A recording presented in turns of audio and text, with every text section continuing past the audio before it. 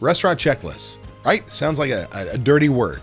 And if you've been on my channel, you know that I talk about checklists over and over again because they're a critical system to your business.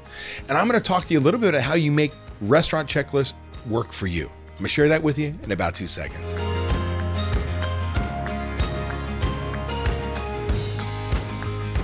Hello, this is Dave Scott Peters, creator of the Restaurant Prosperity Formula Checklist. Before I get into this, do me a favor down below. Tell me your feelings about checklists. You either love checklists or you hate checklists. You love them because I'm about to tell you why, or you hate them because I can't get my employees to use them. My managers won't use them. They're too hard. They're worthless. They never get it done to my standard. Well, I'm going to tell you because your checklists suck and you're holding the wrong person accountable. So without going into that great depth, let's talk about how do we make these checklists work for you? Well, to start off, if you're running a great restaurant, you're putting out great product and you've got great service, your checklists are the key, critical system you're going to put in place if you want to make money. Why? If you can't get your managers to use a checklist on a daily basis, what makes you think they're going to take inventory Sunday on time accurately? Right? If you can't get them to the simple stuff, what makes you think it's going to change? Because what it does is it creates a culture where the details matter. So here are my top 3 things that can help you make checklists work. Well, checklists, when I put them in place and if I make sure everything is right, it allows me to impose my will without being there. Right? Think about the chain restaurants out there. How many chain restaurants have no owners in them? They're simply managers.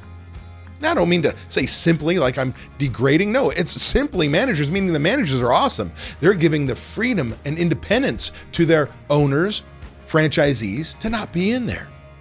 Well, these checklists allow you to impose your will because your restaurant is now checklisted to your standard, from cleanliness to service to lighting to temperature and so on, which means your managers get to play a game with you saying, find me doing something wrong. And managers, how'd you like not be yelled at or taught how to manage by being a puppy? In the old days, we'd roll up a newspaper, stick your nose in when they went to the bathroom on the carpet and smack it and say bad dog, because that's how it feels. Well, if I put checklists in place, we don't do that anymore because I've set my standard. I've trained you on my standard. We take out, the second thing is we get rid of common sense. There's this terrible thing in our business that we go, who's the idiot that put the trash can in the middle of the restaurant? It's common sense. It doesn't belong there. Well, there ain't no such thing as common sense. Everybody's grown up differently from background, nationality, economics, education, you name it. We have a diverse employee base. And what's in common in this group is in common in everybody. So the more diverse, the larger the group you have, the less you have in common. So stop trying to think people had your life. They've gone into the same jobs you've had. They've done everything you've done, and that's common sense.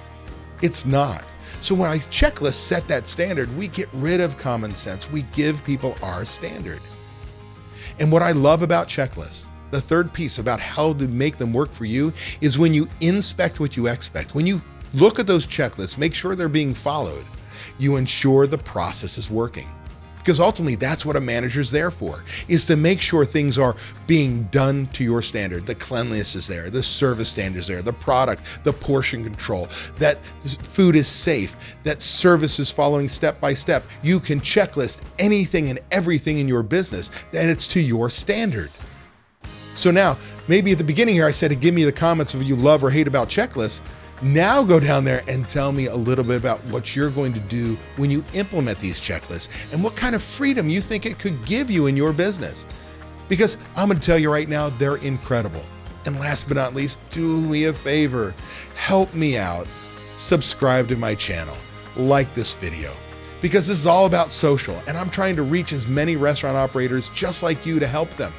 Because the bottom line is we don't have a lot of help in our business. If you're not involved in a chain restaurant, you don't have a corporate office. And that's what I'm trying to do right now for you, is give every one of us the leg up to be able to compete. So do me a favor again, like this video, subscribe now, and I'll see you next week in the next video tip.